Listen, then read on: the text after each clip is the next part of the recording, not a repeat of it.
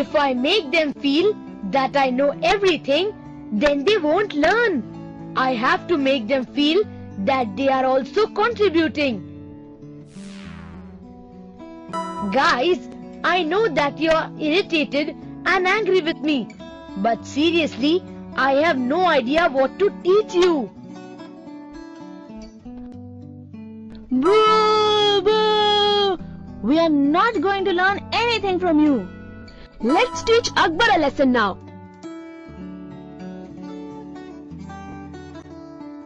Don't worry, Akbar, I am there now. I know it. First thing is about parallel and non-parallel lines. These two lines can be drawn in two ways. Right now they are parallel because they are non-intersecting. But Anthony, these lines are intersecting. Lines do not have endpoints, so you can extend these lines and there. Now they are intersecting.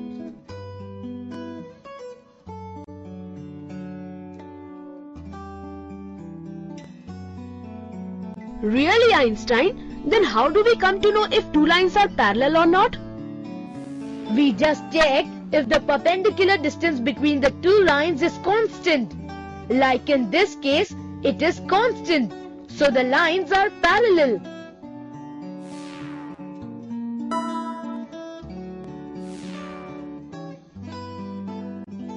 The next thing is about linear pair of angles. You know that too. What about it? When we have one line and another ray starting from any point on the line, we get a linear pair of angles. And the two angles formed, that is angles BOC and angle AOC, are supplementary angles.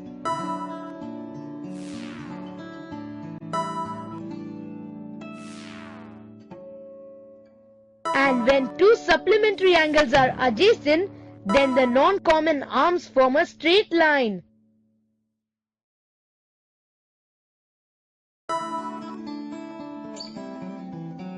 Wow, what an explanation.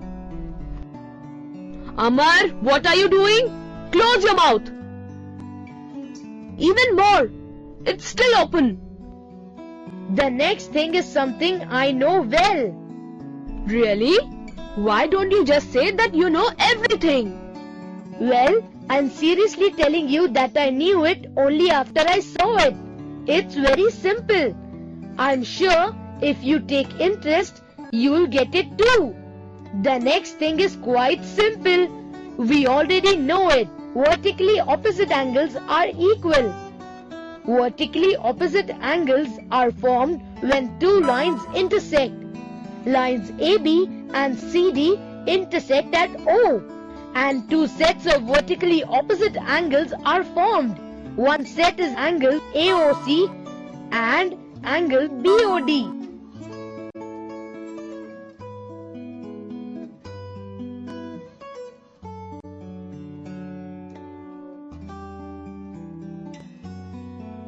The other set is angle COB and angle AOD.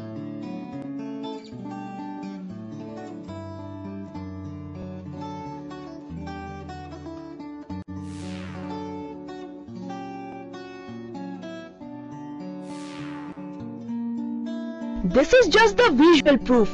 Where is the mathematical proof? Good question. Since ray OA is standing on the line CD, angle AOC and angle AOD are supplementary angles. And since ray OC is standing on line AB, angle AOC and angle COB are also supplementary angles. So now, subtracting equation 1 by equation 2, we get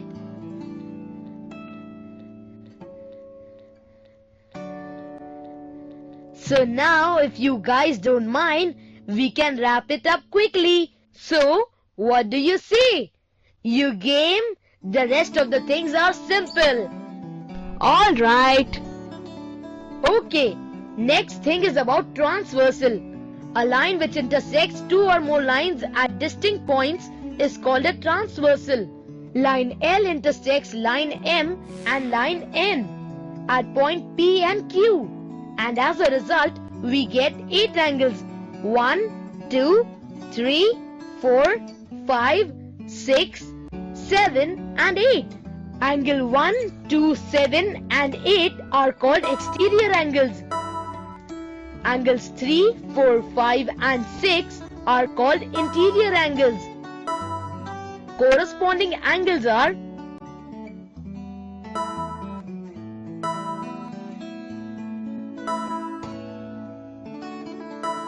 alternate angles are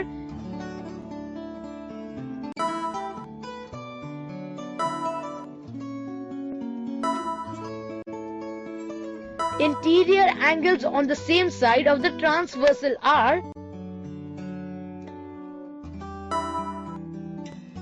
Let's make the line M and N parallel and see what happens. Each pair of corresponding angles is equal.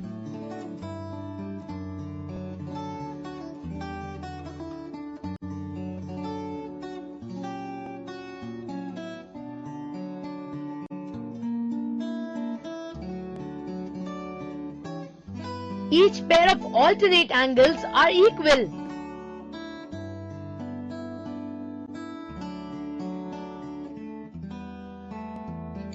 Each pair of interior angles on the same side of the transversal is supplementary.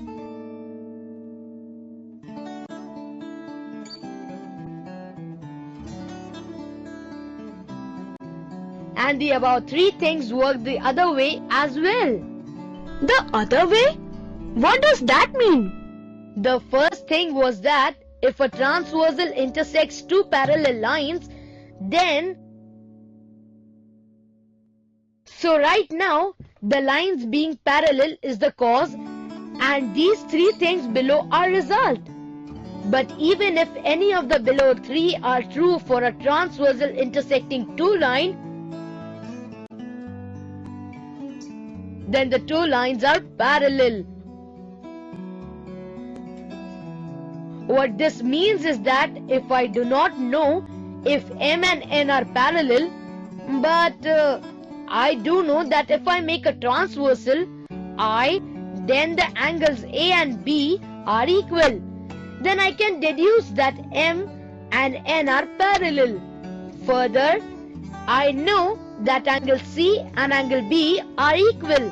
Understood, friends? Friends? Yeah, aren't we friends? Whatever, of course. Just one or two final things are left. If I know that line M is parallel to line N and I know that line L is also parallel to line M, then I can deduce that line N and L will be parallel. Therefore, lines which are parallel to a given line are parallel to each other. The next thing is about the sum of the angles of a triangle. Hey, I know this one. It's a 180 degree, right? Everybody knows that. This must be about the proof, right, Akbar? Yeah, right. I'll give you two a hint. And then you two will prove it. Okay? Works for me. That must be simple. We have to construct a line L parallel to the base BC. Now it's left with you all. 1 second. Let me think. Sir was right. Indeed, we are a country of great thinkers. Boo! Boo! Anthony, I got it! Angle C is equal to angle 1 because they are alternate angles, and angle B is equal to angle 2 because they are alternate angles. So now angle A plus angle 1 plus angle 2 equals to 180 degree. Very good, Amal. Now we come to the final bit. I'm sure Anthony will do it. Let there be a triangle ABC. Let's extend the side BA up to the point D. We have to prove that the exterior angle DAC so formed is equal to the sum of the two interior opposite angles B and C. I can do it. The sum of angle A and angle DAC equals 180 degree.